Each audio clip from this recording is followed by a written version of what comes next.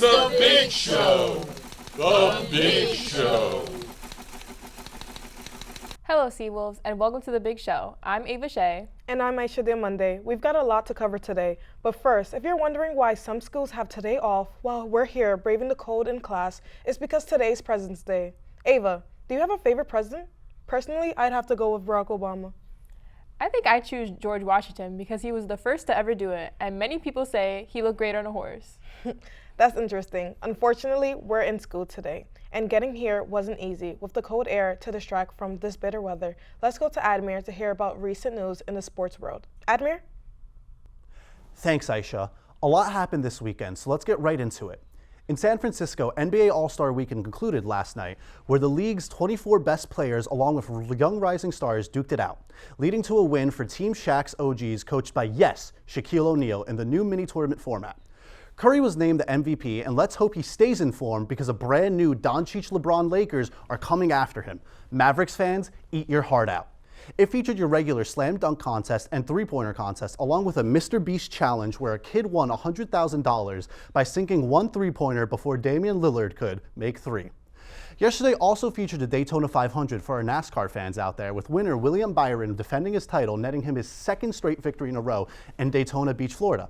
The number 24 Chevrolet is the youngest driver to win 2 Daytona 500s in a row since Jeff Gordon, Hall of Famer, also in the number 24. Byron hopes to end up in Phoenix for the NASCAR Championship after finishing just third place last year. The four-nation face-off in the NHL is replacing the All-Star Game, featuring the four nations of Finland, USA, Sweden, and Canada, being hosted in both Montreal and Boston. Saturday night, after the Canadian fans booed the American national anthem, U.S. player Matthew Tkachuk raised fists with Canadian Brandon Hagel just 3 seconds after the initial puck drop. There is no conclusive victor of the scuffle. However, the U.S. landed the knockout blow with Jake Gunsel's empty net goal in the closing minute. Sweden faces USA at 8 p.m. tonight, leading up to a championship game on February 20th. In soccer news, the brand new Champions League format sees Liverpool top the league, furthering their dominance this year.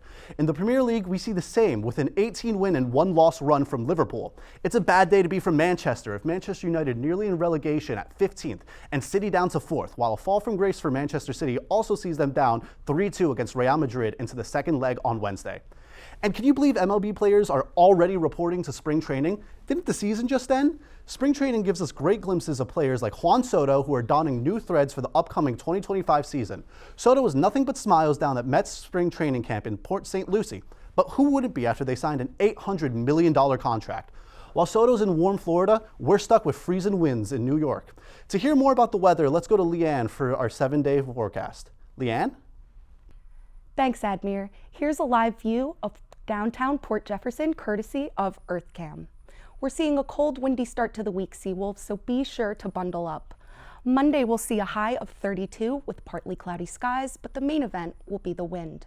Gusts could reach up to 50 miles per hour, and that blustery weather will stick around overnight with a low of 18 degrees.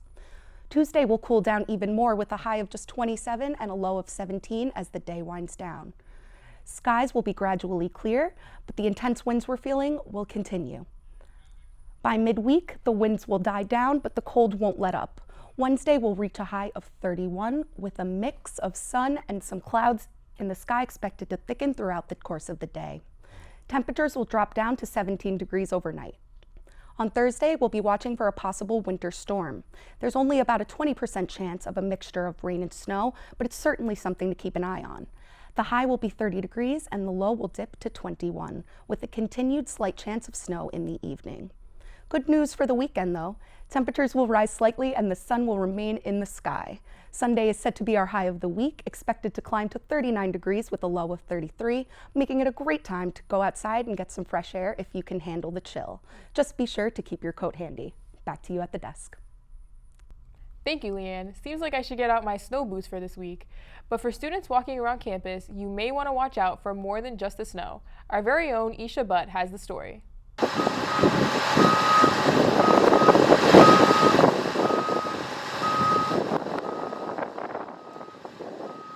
It is one of the busiest places on campus. And no, Bob the Builder didn't come to pay a visit. It's the blitz work to build a new dorm scheduled to open in fall.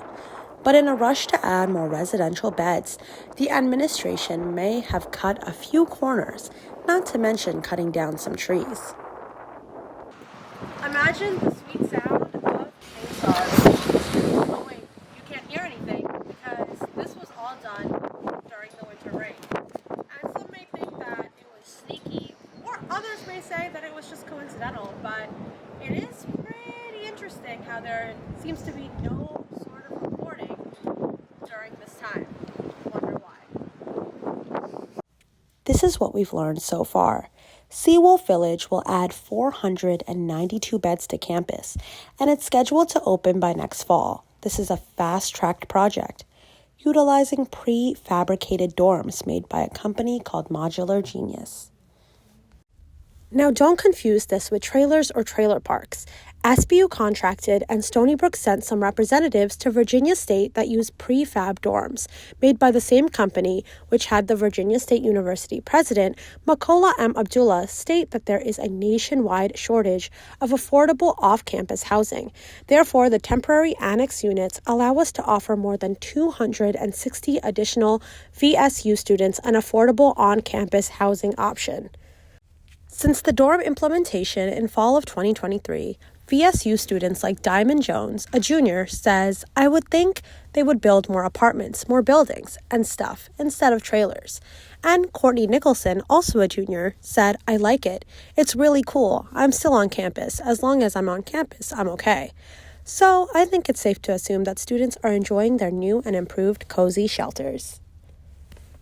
Administration officials stressed that our dorms will be faced with brick to match other buildings on campus, but to date they've offered no architectural sketches or artist rendering of what the village will look like. That is odd. Odd, too, that the University Senate was not notified or consulted. Wonder why?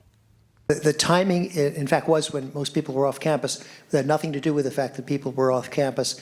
We're on a very tight schedule to provide almost 500 new beds for our undergraduates beginning next fall. We have a well-developed plan, but it requires enormous adherence to some very strict deadlines.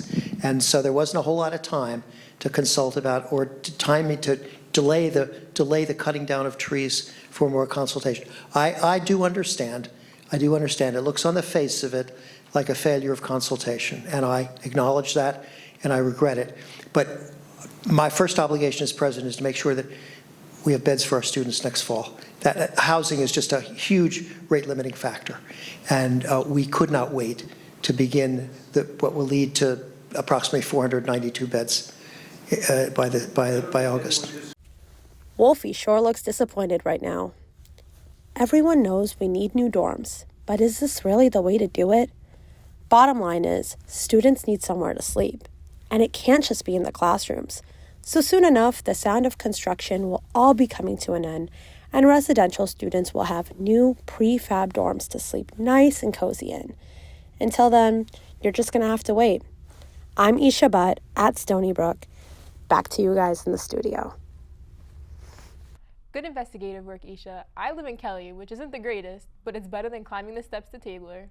I agree, Ava. I live in Stimson, and I much rather prefer that than Tabler. By the way, Seawolves, stay safe and wash your hands because the flu is flying around campus. Well, that's it for today's show, Seawolves. Thank you for tuning in to another episode of The Big Show. I'm Aisha Diamande. And I'm Mavis A. Stay warm out there.